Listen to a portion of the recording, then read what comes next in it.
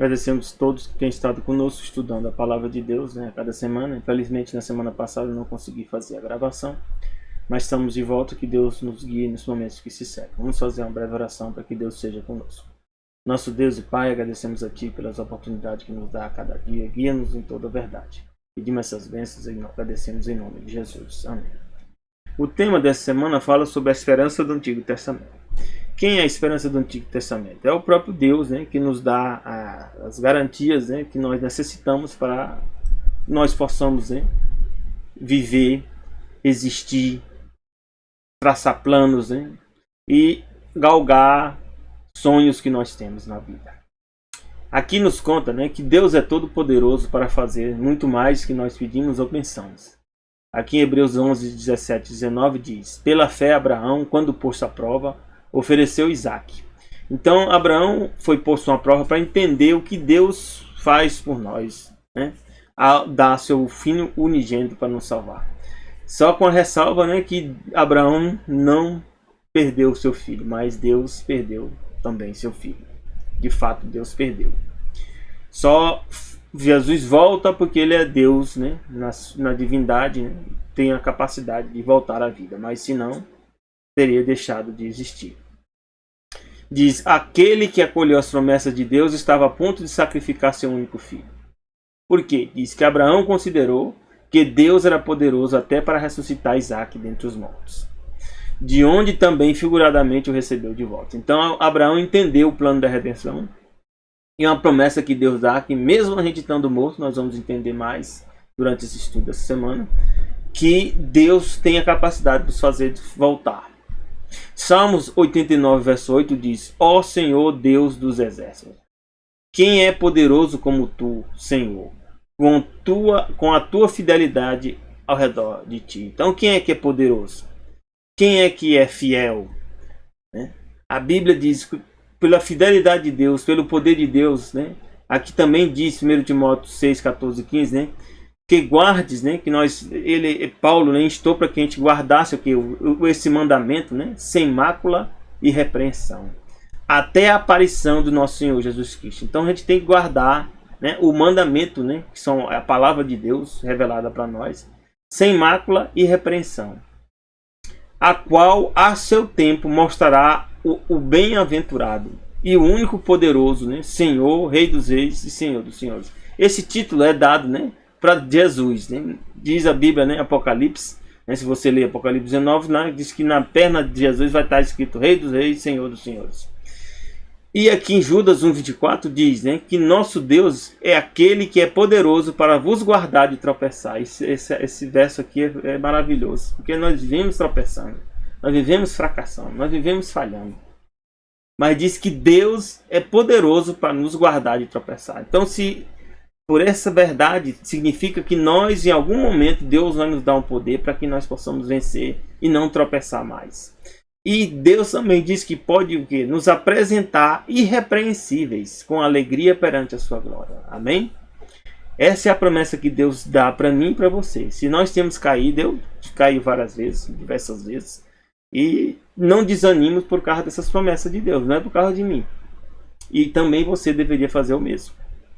Apocalipse 1, verso 8 diz, Jesus, né, fala: eu sou o alfa e o ômega. Alfa é a primeira letra do alfabeto, né, grego, e ômega a última, significando que Jesus é o que? É o princípio e o fim de todas as coisas.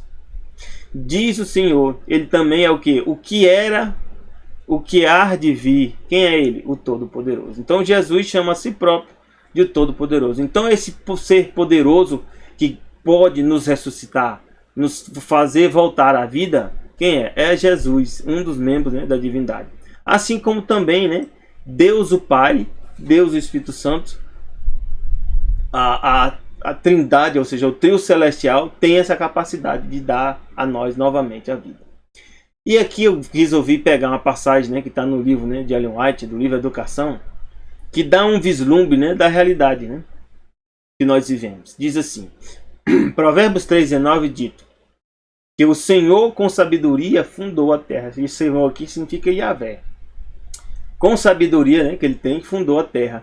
Com entendimento preparou os céus. Aqui há uma foto que vocês podem ver, né, de uma porção, né, do nosso universo, né, onde tem aqui Marte, Vênus, Júpiter, né? Vegas, né? E outros, né? Constelações enormes daqui, mostrando aqui a forma do caminho, né? Como está aqui, mas são parte de coisas enormes, né? Que contém o que? Uma grama de estrelas, né? De planetas, estrelas, né? Que nós podemos dizer. E o livro Educação, né? Nos mostra, né? Melhora nosso entendimento sobre isso. Diz assim: uma mão invisível guia os planetas em seu giro pelos céus. Uma vida misteriosa invade toda a natureza. A vida que sustenta inumeráveis mundos através da imensidade toda. Esse giro não quer dizer que é um globo, né? Um quadrado pode girar, um círculo pode girar, né? Um disco pode girar. Então aqui não está dizendo a forma da Terra, não está dizendo a forma, né, desses planetas, mas sim que eles estão em movimento de giro. Apesar, né, que eles, né, podem estar girando, ou alguns modelos dizem que a Terra também está girando. Então, fica essa questão. O principal de tudo aqui é que nós podemos aqui ver, ó, que existe coisas além do que nós percebemos. A faixa de luz que nós conseguimos perceber, ó, essa pequenininha aqui, ó, tem aqui essas cores visíveis, ó, que é o roxo, o azul, né, o verde, né, esse para mim é azul também, né, amarelo, o vermelho. As demais faixas, ó, que tem aqui infravermelho, né, micro-onda, radar, rádio, onda de banda de, né, de broadcast, né, aqui raios ultravioletas, raio X, raio gama, raios cósmicos, tudo, ou seja, ondas, né, que nós não conseguimos perceber, mas não quer dizer que elas não existem, elas existem. Então nossa capacidade de visão é limitada, mais do que uma águia, do que um sapo, do que uma mosca. Nossa capacidade gustativa também é limitada, né, do que um sapo, né, que os diversos animais.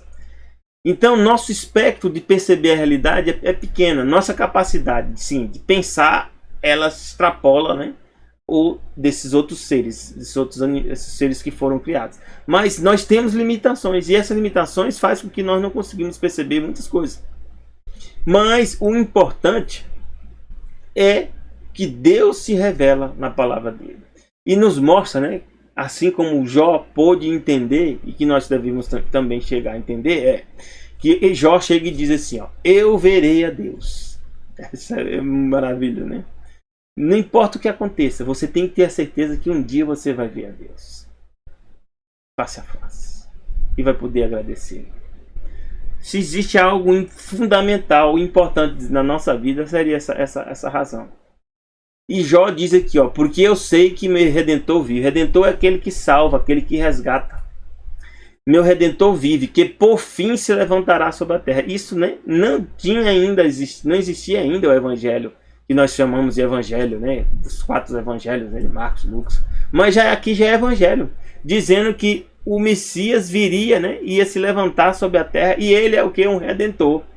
E depois de consumir da minha pele, ou seja, ele dizia, ó, eu vou até morrer, e na verdade Jó já morreu, de fato. Contudo, ainda em minha carne eu verei a Deus. Ou seja, ele tinha certeza, e nós temos que ter certeza também, pela promessa de Deus, que um dia a gente vai vê-lo. Vê-lo-ei por mim mesmo, não vai ser pelos outros. Meus olhos e não outros o contemplarão. Que maravilha. Para mim, quando leio isso aqui, é maravilhoso. E por isso os meus rins se consomem no interior. Antigamente a gente pensava, por que falava meus rins? Sabe por quê?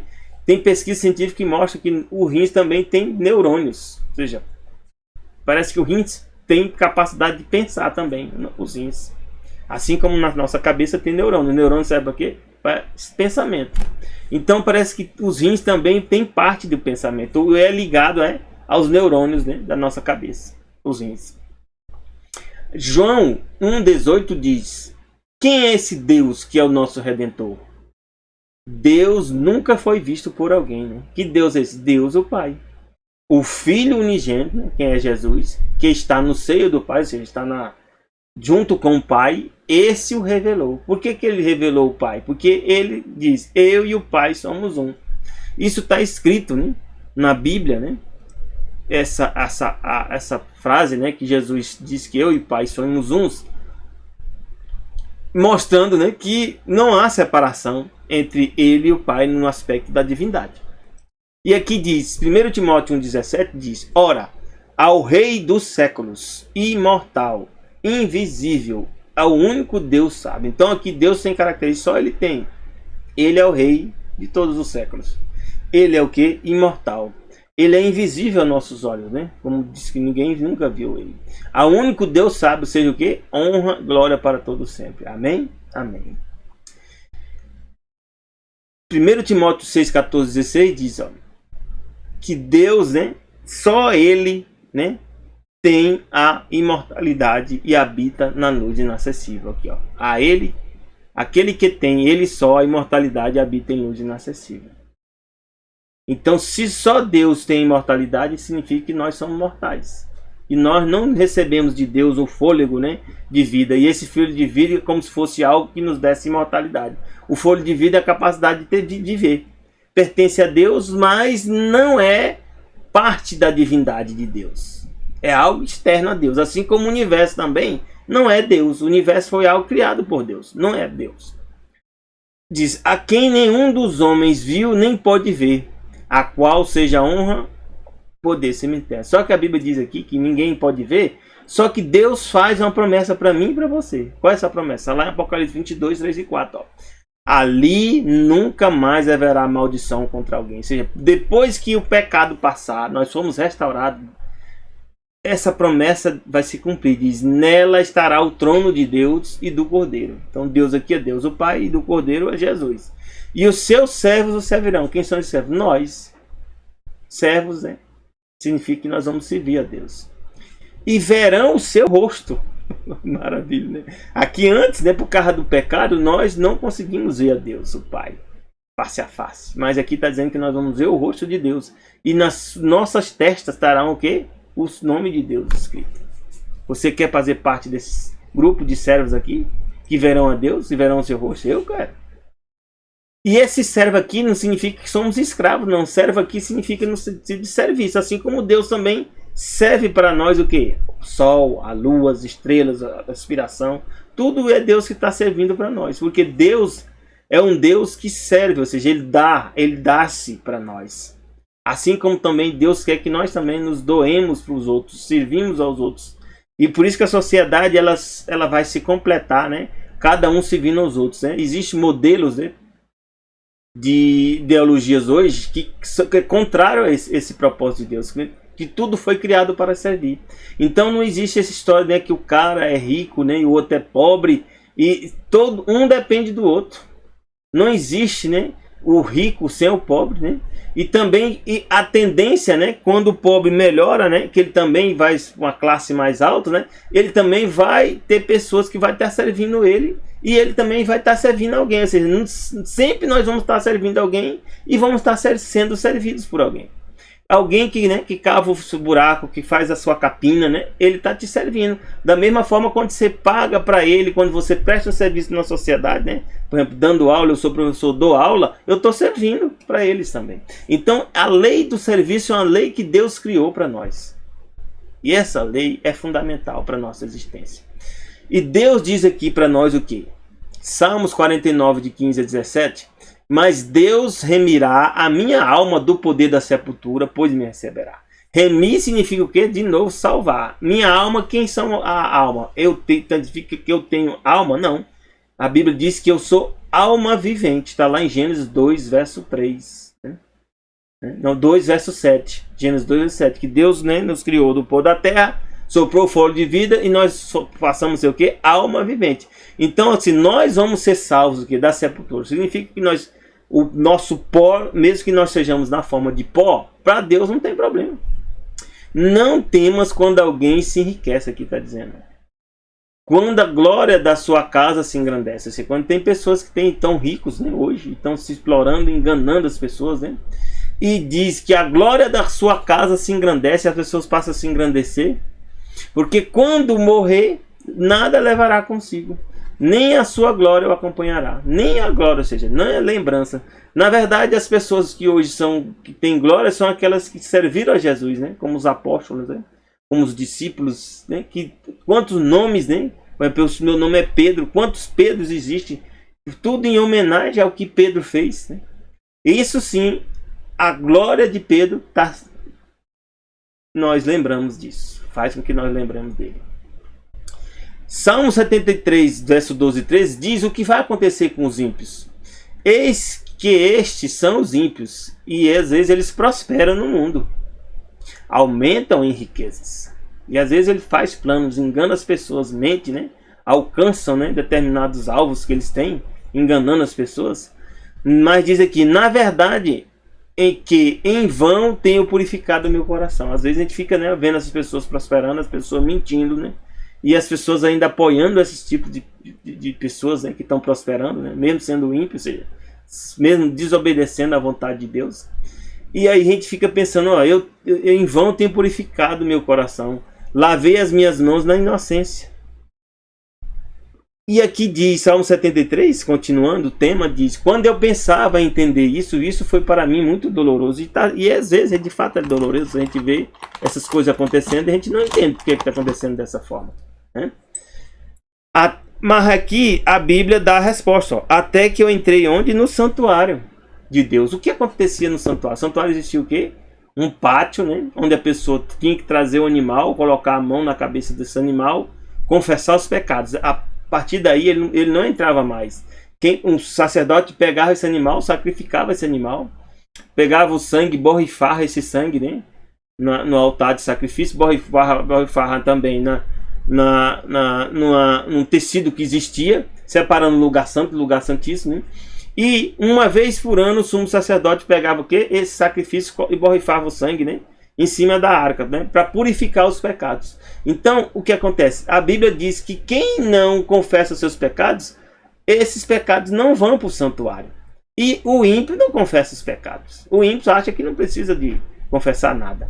Então, aqui diz que até que eu entrei no santuário de Deus, então eu entendi o fim deles. Quando ele entrou no santuário, ele foi entender que somente aqueles que creem em Jesus é que confessam os pecados diariamente.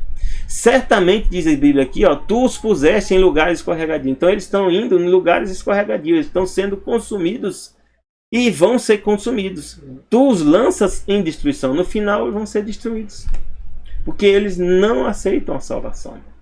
Como caem na desolação, uma hora vai chegar a desolação na vida dessas pessoas. Quase num momento, né, ficam totalmente consumidos de terrores. Então, no final é isso que acontece. Mas a Bíblia diz o quê? Tem dois grupos.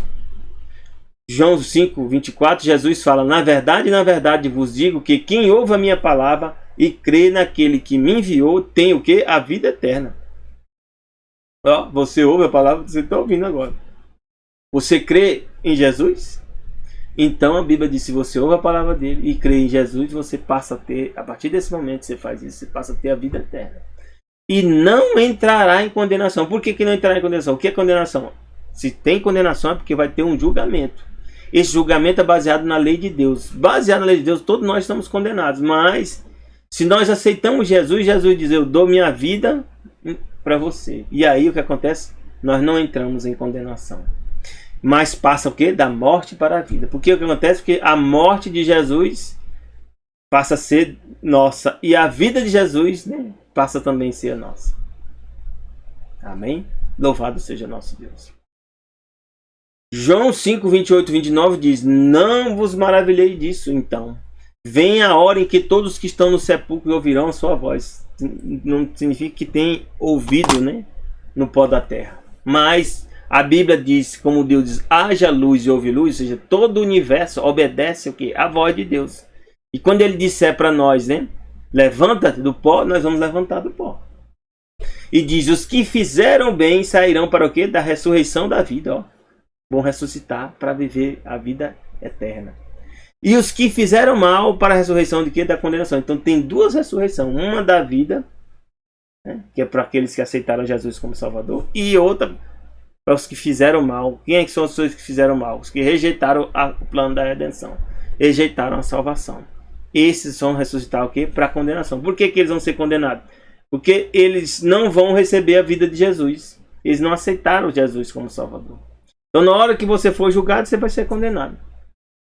Então a Bíblia diz aqui, ó: tu me tens feito ver muito males e angústias, né? Tem acontecido isso conosco muitas vezes. A gente vê só males e angústias. Mas diz aqui: me darás ainda vida. Deus ainda dará para mim e para você o que? A vida, se você crer nele. E me tirará dos abismos da terra, né? Algumas versões falam das profundezas da terra, ou seja, do pó da terra. Aumentarás a minha grandeza e de novo me consolarás. Então aqui está novamente trazendo aqui à tona o quê? A ressurreição.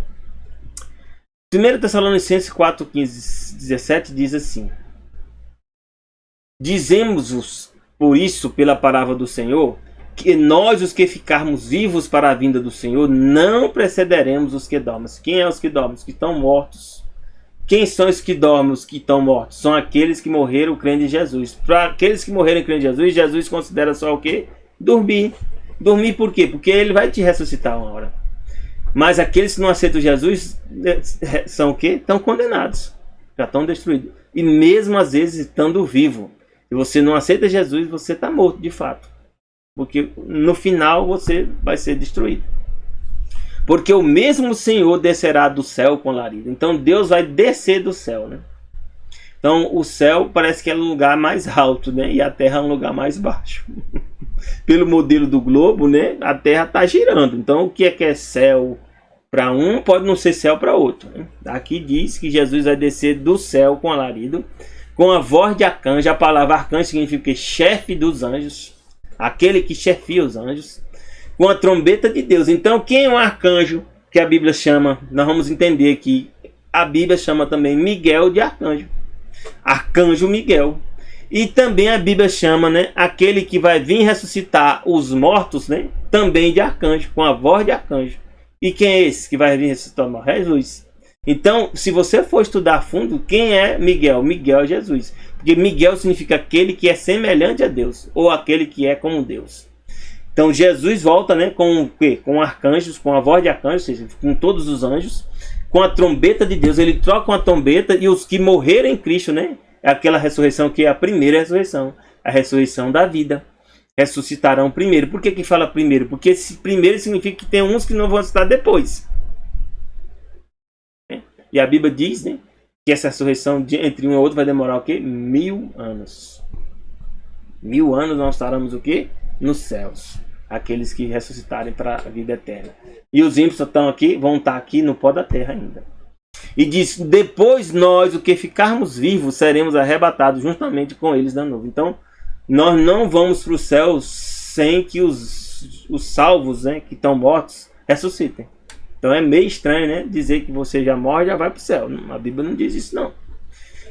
Eles vão ressuscitar ainda do pó da terra. Significa que eles não estão no céu, nem no inferno, nem no purgatório. Como alguns dizem que há purgatório, pela Bíblia não existe purgatório. A encontrar o Senhor nos ares, e assim estaremos para sempre com o Senhor. Então aqui diz que nós vamos encontrar Jesus onde? Nos céus, nos ares. Jesus não desce na terra, Jesus não toca a terra, Jesus não estabelece governo aqui na terra. Essa é o que está escrito. Daniel 12, 1 a 2 explica um pouco mais. Ó. Naquele tempo se levantará Miguel, o grande príncipe. Também Jesus é chamado o quê? De Miguel, o grande príncipe, que se levanta a favor dos filhos do teu povo. Ó. Haverá um tempo de angústia qual nunca houve. Nós estamos chegando nesse tempo, meus irmãos. Um tempo de angústia qual nunca houve. Desde que houve nação até aquele tempo. Mas nesse tempo que vai acontecer, naquele tempo livrar-se-á o teu povo, todo aquele que for achado escrito no livro. Que livro é? Livro da vida do Cordeiro. Quando é que seu nome faz parte desse livro? Quando você aceita Jesus como Salvador e você é batizado em nome dele, seu nome faz parte do livro da vida. Mas tem alguns ainda, como o ladrão na cruz, não teve tempo de batizar. Mesmo assim, como ele aceitou Jesus como Salvador, o nome dele também faz parte do livro da vida. E muitos dos que dormem no pó da terra ressuscitarão. Quem são esses? Uns para a vida eterna, a primeira ressurreição da vida. E outros para a vergonha e despesa eterna, a ressurreição que da condenação. Ou seja, lá na época de Daniel já estava sendo explicado, né, as duas ressurreições. E nós podemos ver que vai acontecer com os ímpios que não aceitam a salvação em Jesus. Isaías 26:14 explica, ó. Morrendo eles não tornarão a viver. E que morte é essa? É a segunda morte. Na segunda morte só vão participar o quê? Os que serão condenados, junto com Satanás e os demônios. Só que morrendo eles não tornam a viver, falecendo, não vão ressuscitar nunca mais. Não vai haver ressurreição para eles. Por isso os visitaste e destruíste e apagaste toda a sua memória. Não há mais memória deles. Isso é a segunda morte.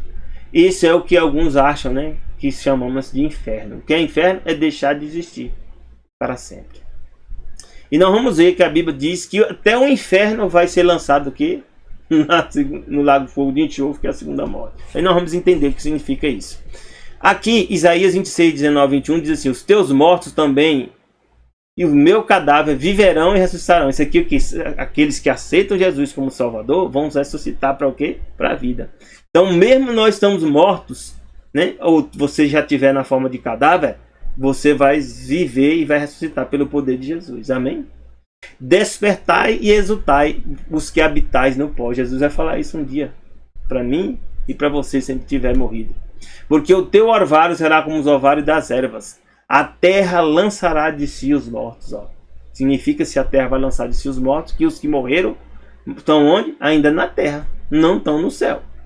Vai, pois, o meu, entra nos teus quartos e fecha as suas portas sobre ti. Isso aqui serve para quê? Os que estarão vivos. Nós estaremos aqui num tempo de angústia muito difícil, quando Jesus estiver voltando na segunda vinda.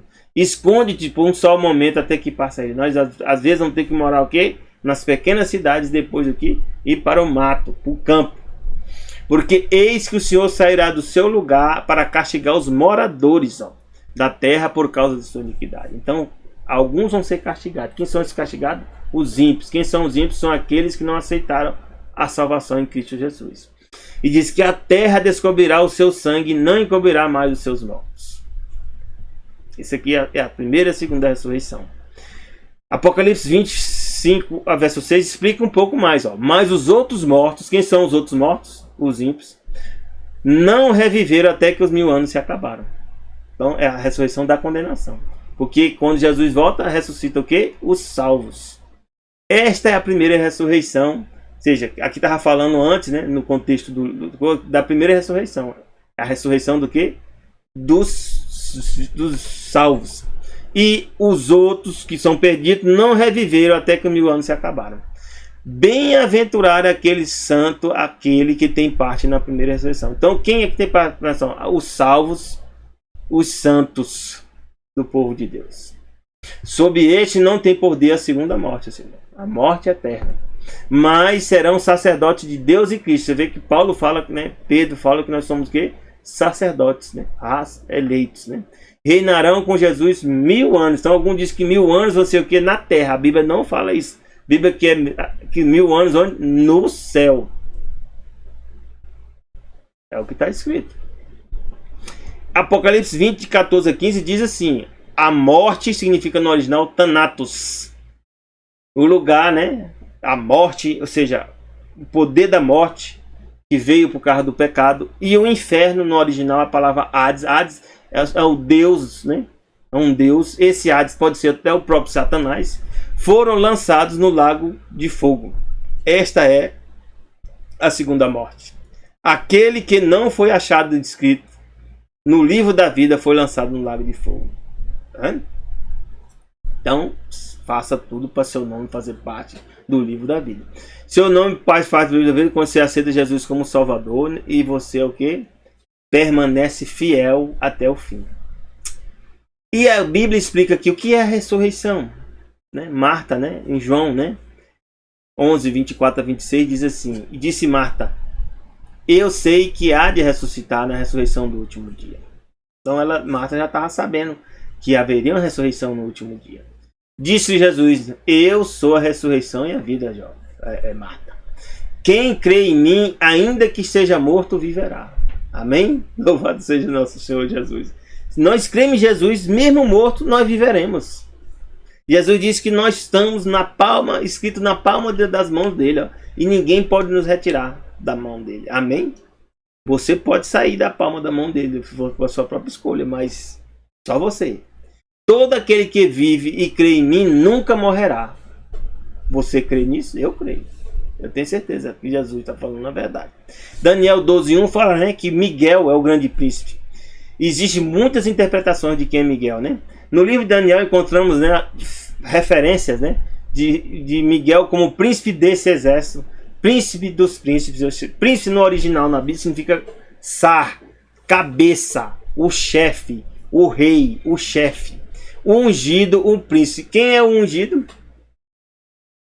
Ungido, quem é que foi ungido? Jesus. Quando foi batizado, né? Foi ungido, separado. Finalmente, Miguel também chamado de o grande príncipe. E nós temos que entender que Miguel é o nome de Jesus antes de se tornar-se o quê? Humano. Aquele que é semelhante a Deus. Ele lutou contra Satanás, venceu Satanás e os demônios. Judas 1,9 diz assim, ó, mas o arcanjo significa o quê? Chefe dos anjos, Miguel, que é o quê? Jesus de fato. Quando contendia com o diabo, ou seja, Jesus é quem enfrenta o diabo, disputava a respeito do corpo de Moisés. Jesus veio para ressuscitar Moisés e Satanás queria impedir, porque Moisés tinha pecado, né? Todos nós temos pecado.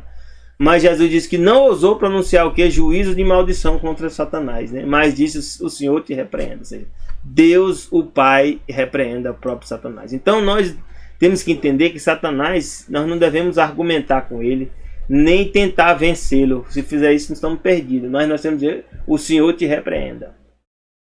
Aqui fala, né, que nós temos que buscar toda a verdade. Está vendo quantas verdades talvez vocês não te conhecessem até aqui. E nós temos que buscar toda a verdade.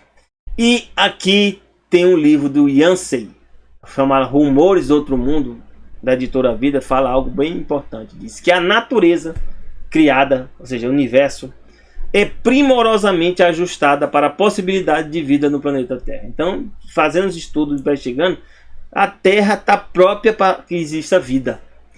Diz aqui, se a força gravitacional fosse reduzida, aumentada em 1%, lá, né, é a interpretação daqui, física, né, o universo não se formaria. É assim, a gente tem que entender, né, pela realidade, né, da física que nós estamos entendendo hoje. Por uma minúscula alteração na força eletromagnética, as moléculas orgânicas não se uniriam, ou seja, tudo está num grande equilíbrio. Nas palavras do físico, né, aqui fala Freeman Dyson, parece que o universo sabia que estávamos chegando. É o universo que sabia ou é Deus que criou o universo? Deus criou o universo, né? Criou o universo para que nós pudéssemos existir. O universo não se assemelha a um lance de dados aleatório, como a teoria da evolução diz que tudo foi aleatório, não. Mas se você estudar a fundo o universo, não é aleatório. Tem um propósito, tem uma lógica. E diz que parece pura e simplesmente de propósito. Foi feito com propósito. De fato, o universo foi feito com propósito. E aqui nos fala, né? Toda a verdade vem de Cristo. No livro, esse livro aqui, Educação, né? Separada de Cristo, a ciência é enganosa e a filosofia é tolice. Então, por isso que nós vemos tantas ideologias hoje, né? Porque elas estão separadas de Jesus.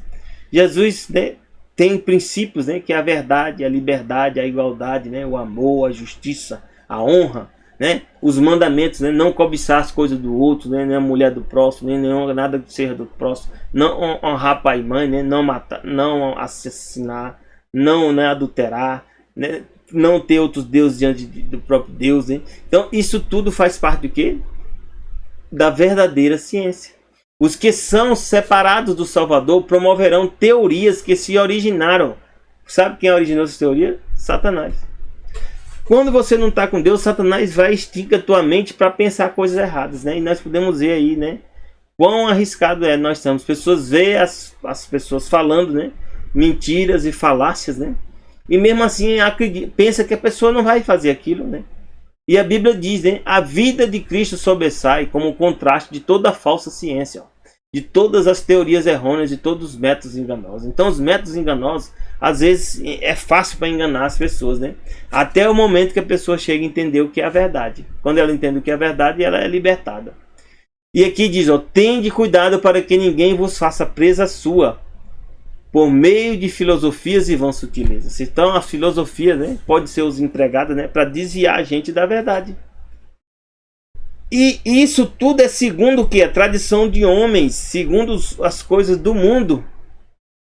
Não é segundo Cristo. Segundo Cristo é o que está na Bíblia.